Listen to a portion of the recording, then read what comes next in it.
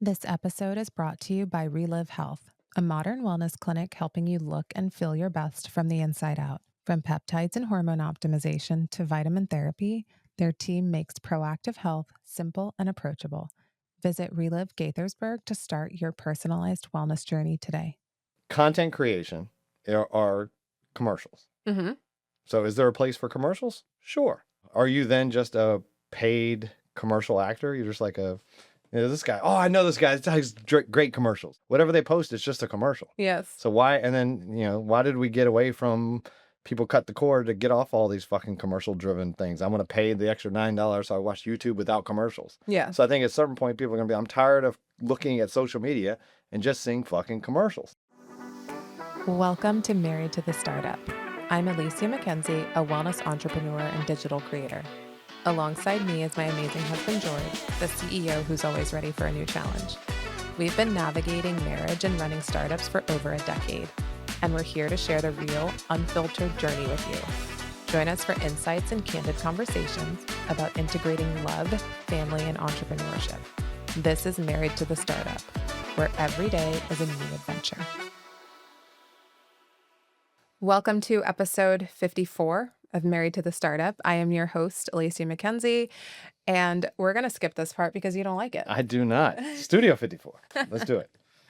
I think we should talk about my fit today. Actually, what did you do this past weekend? Oh, I went to Mexico. No, before. Oh, I went to the Commanders game. I did after Mexico City. Yeah, I went to Minnesota, froze my nuts off, and watched what was supposed to be the Vikings-Commanders game. I think it was just the Vikings game. It looks like the Commanders never got off the plane. It was really bad. It was terrible. It's hard being a Commanders fan. Welcome to my life. I have a struggle. I've lived a hard life.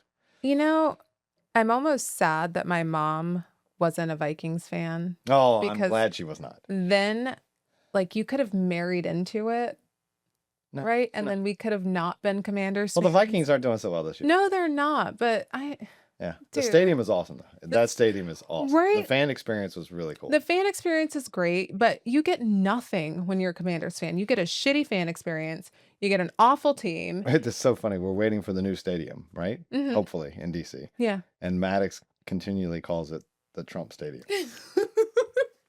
Stop it. No, it does. It doesn't. Yeah. When Trump Stadium gets built, I'm like, it's not called that. He's it'll be called that. Why is he called I don't know. You know how I know your kids live in the Washington, D.C. Exactly. Because he puts his name on everything else. Oh, man. It's funny. Gotta love it. All right. Today we are going to talk about we didn't get back to my fit. This is I've noticed this when we went to Mexico, when I went to Mexico City and everywhere. It's become like the post 40 male outfit.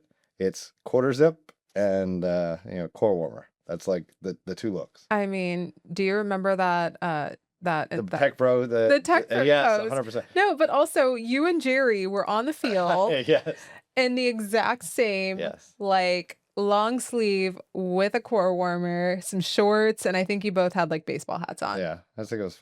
And you two matched. I think it was some of the other guys that were on the trip. They were like, "Oh yeah, I went to I got this. It's a cashmere quarter zip." Yeah. And I bought 6 of them. I'm like, "Hey, you're a fish." And he goes, "Yeah." And then my daughter was like, "Oh, you're in the quarter zip phase now." Quarter zip phase. Yeah. So at least I don't have the quarter zip and the core warmer on. Yeah. That's when you go full in. But what's funny is that you're not leaving the house today. I did leave the house today. But you're not leaving in that. No, but I'm potting in it. So. Yeah. Oh, potting. Potting. Not potting. Potting. Got it. All right. Okay. Today's subject, influencer marketing. Influencer marketing? Kind of. No, it's not what we're talking. It's kind of influencer marketing because the Kardashian family started off as influencers. And then they got their own TV show. That's technicality. Was it really? When you release a sex tape, is that called influencing? Stop. Is that influencing? We're not talking about her sex tape. Was that influencing? I don't know. I mean, that's how it started. You got to give a woman her due. I mean, that's how she got famous. I have a hard time with that because she got way more shit for that video than Ray J did. What do you mean she got more shit? She got hundreds of millions of dollars for that video. What did he get? Nothing. Whatever. He got to release a song called "I Hit It First." Did he? Yes, 100%. You're so off topic and Hey, just all right. started. Well, I mean, We I'm just saying started. that's Right, but Tuesday. what I really wanted to talk about Those today Kylie Jenner Cosmetics. was Kylie Cosmetics and the acquisition that Coty went into business with, Right. right? Yep. 2019. Okay. Coty paid $600 million. At a $1.2 billion valuation. I think Yes. that's where the controversy comes So in. $600 million for 51% of Kylie Cosmetics, Correct. right? Now, the real question is, what did you get for that acquisition? What did Coty get, or what did Coty get for that acquisition, right? Because when you look at Nepo babies and all of their businesses, Mm-hmm. some of them are not founded on the best business practices, right? They are founded on a person and a name and whatever waves they can create in social media, whether it's Instagram, TikTok. She's got what, 51 million or something crazy amount of Instagram followers. Mm-hmm. And they really bought Kylie. Yeah, I thought that was interesting. When you look at the SEC documents, the purchase agreement was interesting, like how it was written up, and then I think we'll touch on the controversy that came afterwards. Yeah. But yeah, the $1.2 billion valuation, of which 600 million went to the Jenners and all the other people around. How many different companies owned Kylie Cosmetics? I think it was what, five? Yeah, Four or five. I mean, it was basically everybody in the family. Yeah. Kris Jenner was a smart one, though. I mean, look at she had it set up in a revocable trust, so she created a structure that was more tax advantageous to her when the exit happened. Irrevocable, right? No, a revocable one. Yeah, it was irrevocable. It was an irrevocable trust. Yes, yeah, the one that she set up. Yeah, because that was already where the money was parked. So then the money would go there into that entity and not be like a personal tax liability. Yeah. But her structure was originally she was only a participant. She had equity position, but only a participant when it came to profit. She was guaranteed 10% of the profit. Mm-hmm. But if there were ever a negative or there was, expenses, she didn't participate in any of the expenses. So she had it set up correct. And I think she's a smart woman. It's a lesson for founders too. Like when you're going into deals, especially if you're not setting up a structure that if you know you're going to exit, setting up a structure in which you own it so that you can disperse the proceeds in the most tax efficient manner, and then also be able to estate plan. Yeah. So setting up trust and putting percentages in trust, as well as what's the structure of the company, and are there ways, especially in the tech side, there's ways to set it up so that proceeds aren't taxed at all, depending especially if you're developing a product. So like, I think that was a great, lesson for other founders is when you set it up or as you're running the company before you exit to make sure that your equity stakes are set up in the most tax advantaged way. So yes. Kris did that for sure. Yes. And as she was a minority investor, minority owner, so she set it up with like, hey, I'm going to participate in all the profit, but none of the expense. Exactly. It's good. So when you're looking at this company, it is a quintessential Nepo baby phenomenon, right? I think it was, yeah. You have Kylie Jenner. It's very much a influencer company. Yes. Yes. It was an influencer company. It seemed to be set up more as a drop shipper versus an actual production scene. Right. Yeah. Right. And you look at Kylie Jenner, who was the owner, 270 million social media followers. Yes. 270 million. So she got basically $1 per follower. She owned a partial. Okay. She didn't get the whole 600 million. Yes, she did not. She had to split it with her family. Yes. And they rolled some of that 600 million back in. Absolutely. So Forbes dubbed her the youngest self-made billionaire, which, come on. Yeah, it's hard to say you're self-made, but that's okay. No, it's not okay. How are you self-made? There's a tennis star out there who claims to be self-made, and yet her dad owns one of the most profitable football teams. Right. But at least in that, you have to have some athletic ability. Like if you're not an athlete, you can't buy your way onto the pro tour. That's true. And become a top 10 player. Yes. But I'm pretty sure even if you're ugly and you don't have any talent, you can spend enough money to become an influencer. That's my view. Personal view, personal bias. Savage. Savage. So what kind of advantage did she have, right, when building this company? Yeah. She had a built-in audience Yes. that was gained by the sheer fact that she is a Kardashian Jenner. And she was on the reality show, right? Yeah. So Right? Keeping up with the Kardashians. So she automatically had a leg up. And then Kris Jenner is your mom. Your mom is brilliant. yes. Kris Jenner is a brilliant businesswoman. I don't care what anybody says about this family. Yeah, she knows how to She knows how to market brand. and reap the rewards. And not only that, Kylie had access to capital and access to manufacturers. Yes. Access And to capital cannot be overshadowed. no, not at That all. is Not at all. a very difficult part of most founders' startup journeys. Yeah. And to be able to not worry about that part Yes. is, you can take a lot more swings and you can swing big out the gate. Yes. But I think what's really notable is that of those 270 million followers, you have to be able to convert to sales, right? Yeah. If you can't convert any of those followers to sales, then it's useless. And I think that's what we were saying upstairs earlier. George and I had a conversation prior to coming down here about influencer marketing and how it's easy to buy followers. It's easy to have this online persona that you are a thought leader and that you use these products and you do this and you do that. But if you're not able to convert that influence to sales dollars, Yep. it's useless. Mm-hmm. Right. So the fact that she was able to build a legitimate business based on her influence says something. Yeah. And I think it's interesting though, because that Forbes article labeling her a self-made billionaire, and then the controversy around the valuation of the company and the fact that she owned a percentage of that, for the Yes. 600 million. Yes. They walked. Percentage of the 49%.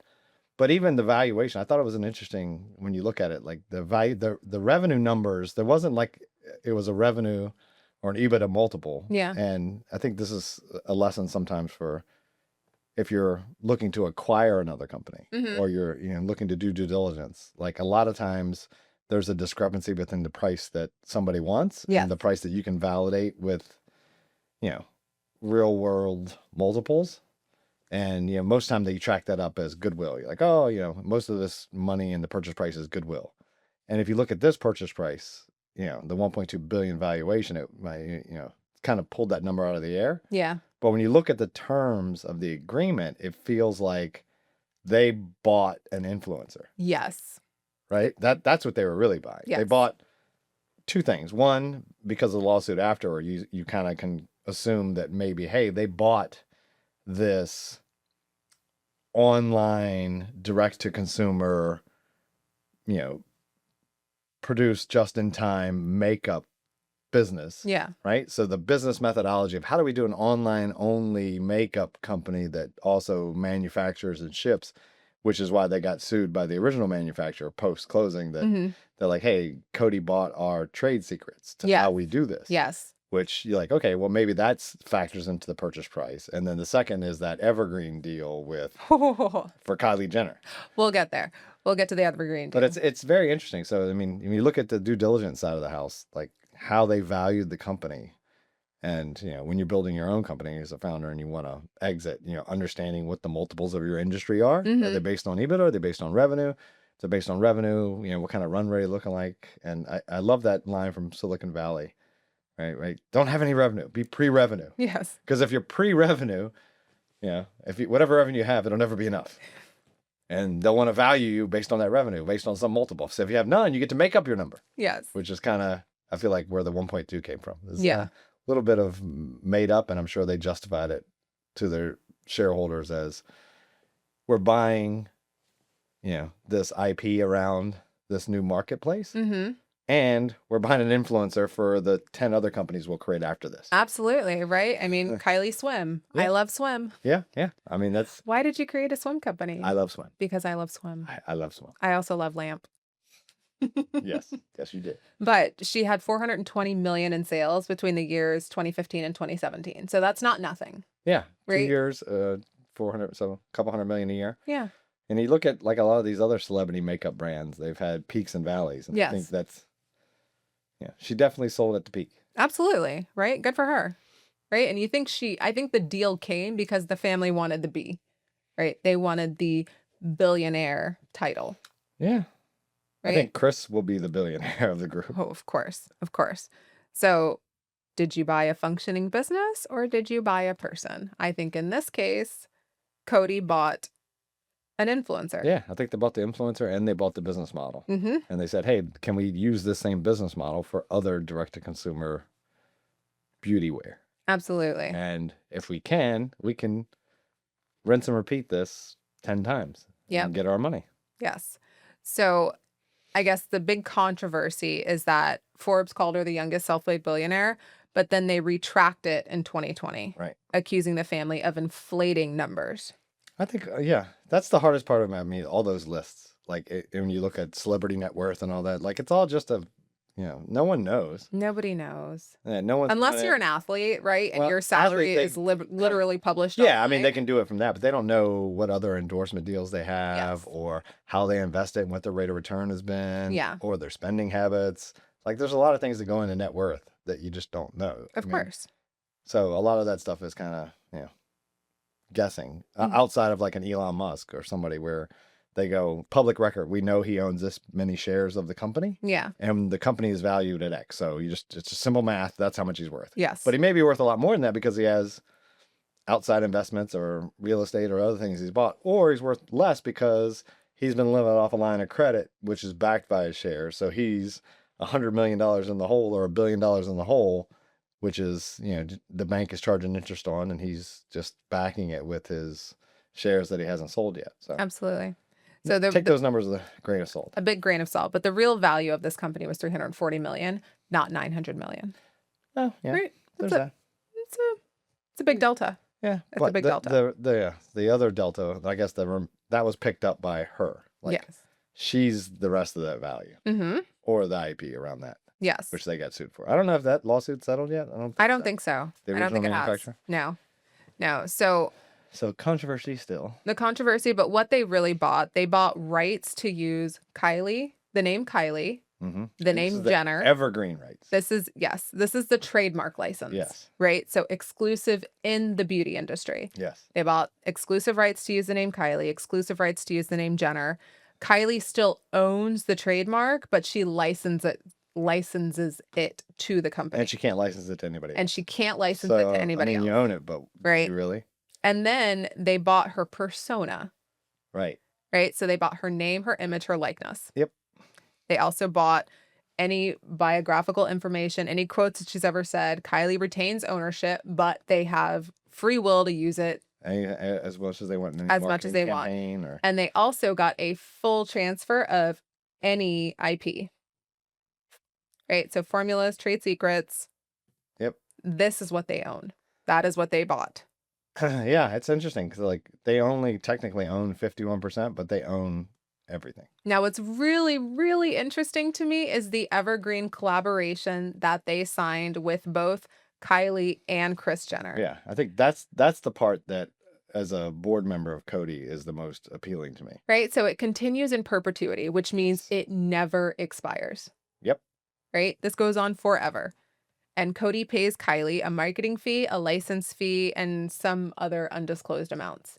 But that means that it applies to any future beauty collaborations for the life of Kylie Jenner. Yeah, so if Kylie Jenner decides, hey, I want to launch a baby line.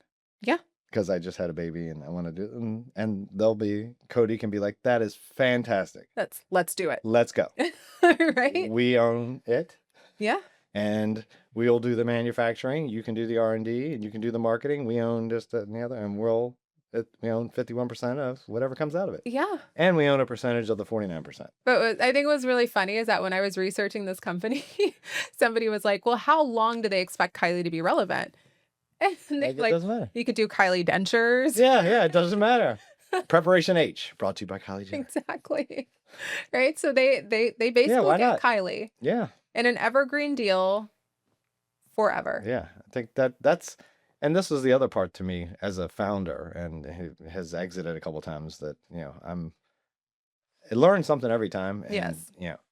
You learn more and more about that founder's dilemma of cash versus control. And I think this is the one that it was more like my first acquisition. At least I thought I could wrap my head around, hey, I really want the cash, so I'm going to sell, but I really want to keep control. So let me jigger something into the purchase agreement that allows me to keep control, which, you know, I think she tried to do the same thing where she controls R&D and she controls the marketing. Yeah, any creative design. Right. But from their perspective, they own the company. Yeah. And they own the manufacturing of it. They own all the operating expenses. They can just not fund any marketing. They can just not fund any R&D unless she wants to pay for it out of pocket. And she is basically a mouthpiece. She has to go dance like a puppet, and they get to pull the strings. But what? So it's the illusion of control that she thinks she has, and it's, you know, you give all that up the day you sign that check, you accept that money. Like, absolutely. you do not have control anymore. You do not. But Coty needed her. Yeah. Right? Back then, they were aging, right? They had what? L'Oreal and a bunch of old people brands they're just not relevant to the Gen A's and the Gen Z's right now, right? Yeah, they needed her youth, and they needed her marketing expertise, and they needed her online persona and her presence, and that's what they bought. And that is what they got, right? She's a digital expert, and so is her family. Her family can freaking market ice to anybody, right? Like, they have, I wonder how it's going to go as they get older, though. But I guess Kylie, I mean, look at Chris. She's had enough surgery to keep her relatively young looking. She's beautiful. When I get old, I want a facelift like hers. Yeah, but wouldn't you think there's going to be the next Kardashian to come up and just kind of eat away at that market? I don't think so. It hasn't happened. Yeah. But do you think the younger people will like the alphas or the betas will come up and they'll have their own alpha? I'm sure they do. I'm sure they do. But their population is aging with them. Right. Right. And I think the people that love Kylie Jenner are going to love Kylie Jenner for the entirety of her career. That's interesting. Do you think that's going to be the case? Do you think like Tay-Tay fans are always going to be Taylor fans? Absolutely. Right, but don't you grow out of the teenage angst like, no. My boyfriend broke up with me, I'm going to burn his clothes? No, because look at Taylor Swift's new album. I fucking love that album. I heard it. Right? Like, it's so good. Has she modified and she no longer sings about those things? Absolutely. So when she has kids and she's singing about problems with her kids. I'm sure. And I'll probably love that just as much. Okay. I mean, I remember being like 14, 15, and I'm like blasting "We Are Never Getting Back Together" in the car. And she's aged with me. Ah, interesting. Yeah. So the Kylie dentures we'll look for. Looking forward to it. Looking forward to it. Get your colonoscopy with Kylie. Yes. Stop. Quit giving out secrets. Cologuard, sponsored by Kylie Jenner. Kylie Jenner's Cologuard, delivered to you. It's a direct market, online consumer product. Oh my gosh. Stop it. Cody's going to find this, and they're like, ooh, that's a great idea. Exactly. I've heard a lot about asshole bleaching. Can we get into that? Kylie, can you promote this? It's a beauty thing, right? No, it's not. I think it is. It's not. What else would you do it for? Oh my gosh. Okay. I don't even know where I was going from here. You're not making this one easy. That's good. Okay. Influencer marketing. Yeah. This was an interesting case. Do you think it works? Tell me your honest opinion about influencer marketing. As a person who does not use social media, as what generation are you? Are you a boomer? No. I'm the best generation ever. Gen X. So X gonna give it to you. My current husband is a Gen X. Your current husband? Are you about to have another one? Should I? Is this? Yeah. Should we unpack this a bit? Current husband? I saw it on TikTok. Really? I just wanted to see your reaction. Current husband? Oh, my current wife says, the fuck is that?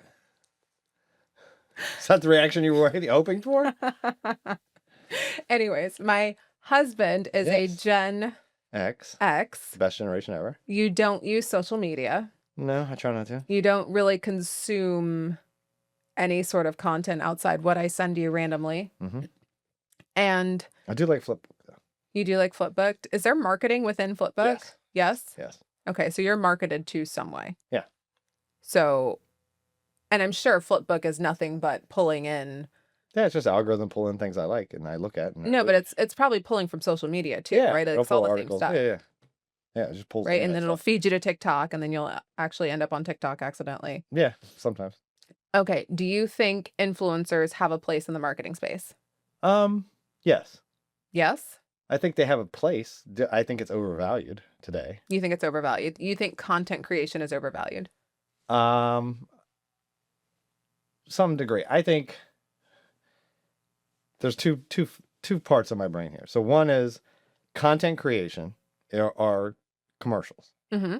So is there a place for commercials? Sure. Commercials that can be targeted at a specific audience? Sure. And an influencer is nothing more than an actor in a commercial. Yes, that makes sense to me.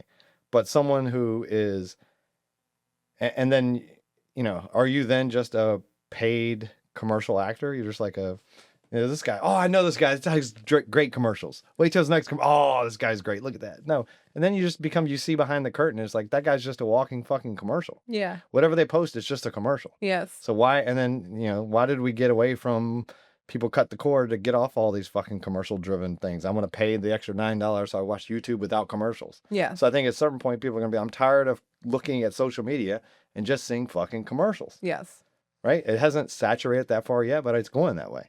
And I think the other part is the people that were influencers really just to get eyeball. They weren't really influenced. They were just social media people. Like I would say Mr. Beast is great at this. He got eyeballs Mm-hmm. and he got an audience and he got a following. And sure, he hawked a few things here and there. But I think the end goal that he's at now is I am now going to create my own shit and I'll sell my own shit to my following. Yes. And then I'm not an influencer. I'm an entrepreneur. I got a candy bar company. I've got this company. I've got that company. And I'm just selling my stuff. Yes. Right. So I am Walmart and I'm selling all my Walmart branded stuff. Yes. So that's not, so I think the fallacy there is people growing up now saying, I want to be an influencer. I'm going to create an audience and then people are going to pay me to pitch stuff. I think those days are going away. Yeah. And I think what you had sent me before is that what's more valuable is going to be, can I get these branded experiences where I can have an event and people show up and buy stuff. Mm-hmm. And that event is sponsored or, this more community driven thing where I get local ambassadors and people to push my products that are more in touch with the consumer. Yeah. Than a broad based, let me put up, an influencer to tell me I love swim. Why am I college swimmer? Right. Yes. And that's where I think it's going. And I akin it to, like we talked about upstairs, the influencers of today, the people that are pushing, they're just actors in a commercial. They are the product, Mm-hmm. right? The people that are making the money are the Instagram, the company, the owner.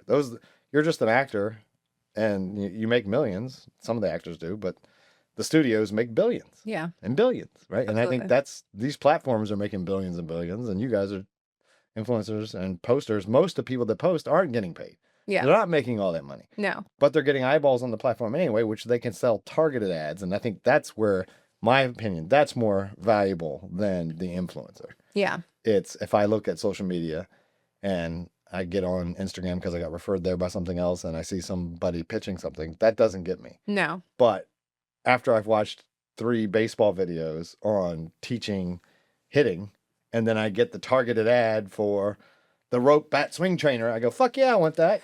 Right?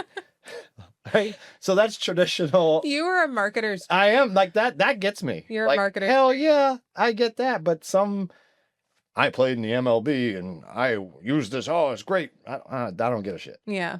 But when I've watched 3 videos and then someone explains to me why this works to help, reinforce the training habits and it's $20, I'm like, hell yeah, I'll get it. Yeah.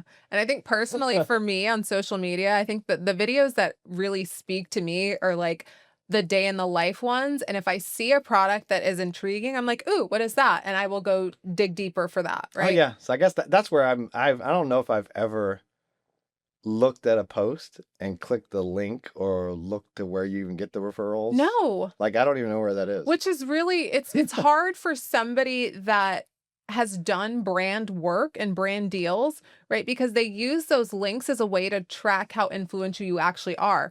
But I can guarantee you, I have seen several people with larger followings find a product on my page, go buy it separately, and then start pushing it. Oh, And it drives me crazy because they live around here too. There's some girls that have large followings, like 200,000, 500,000, and they see products on my page mm-hmm. and they go buy them. And I like, I'm not an idiot. You can't like my shit and look at all my stories and then go buy my products and then push them yourself. Yeah. Right. So influencer marketing is hard for both sides because we have to be able to prove that we have influence. But if people are like back channeling to find our product and not actually clicking the links, how do you actually prove? Right. And that's where I think it's more akin to like the commercials. Yeah. Because commercials are, it's almost impossible to correlate a click through, right? Yeah. It's like I ran this commercial during the Super Bowl.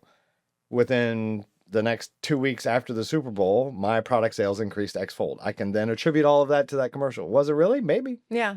Could it not have been? Could I just needed fucking Doritos? Yeah, maybe. You don't know, right? It's so hard. You don't know.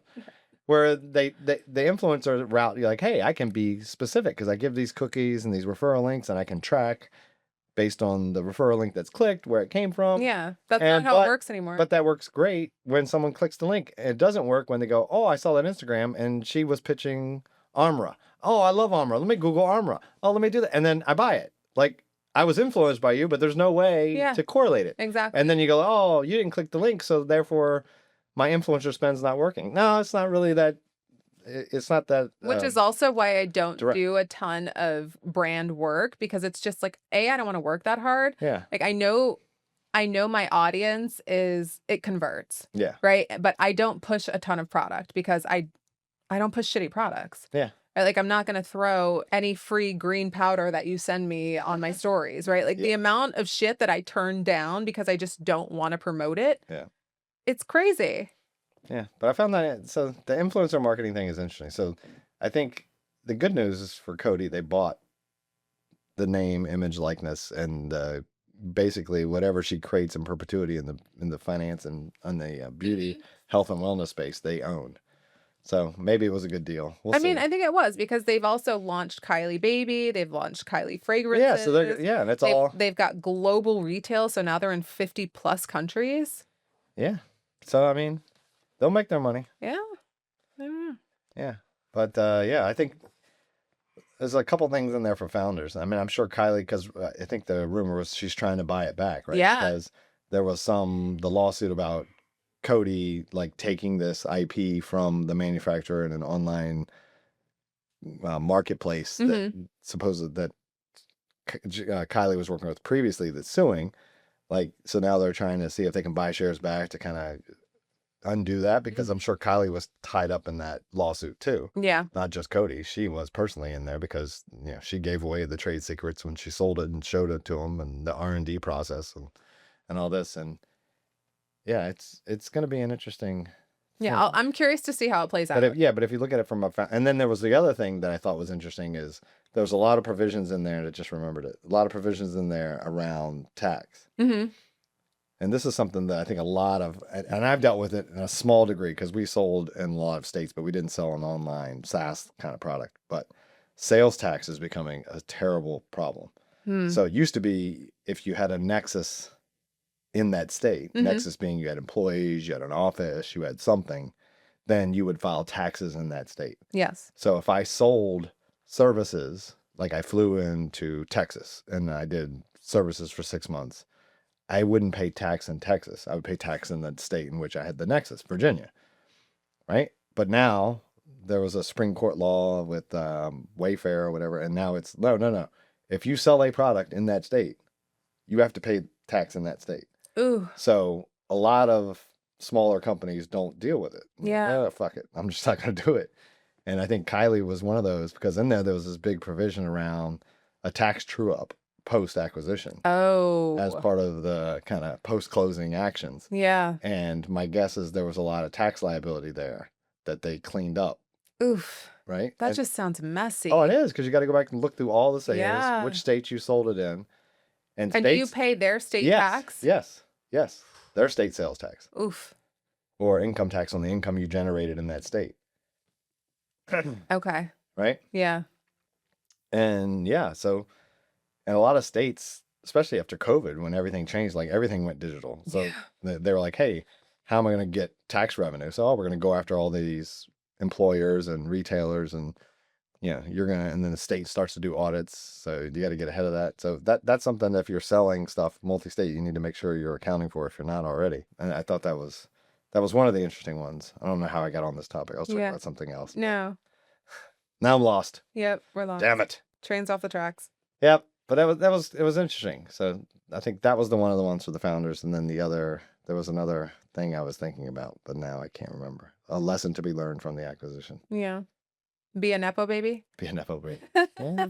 That, or, Right. What's the number one determiner of success? To whom and where you're born. Exactly. For sure.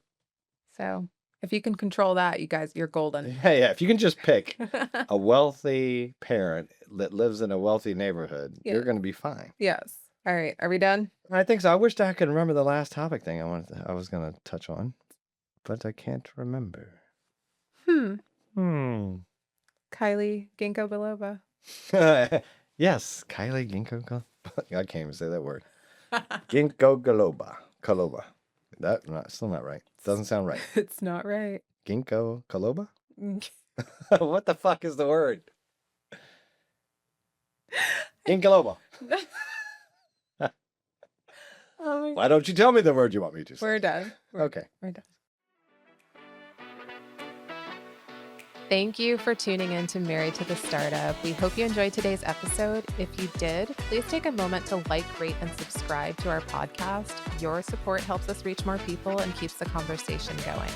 If you have any questions or topics you'd like us to cover, drop me a message. I love hearing from you guys. Until next time. George, out.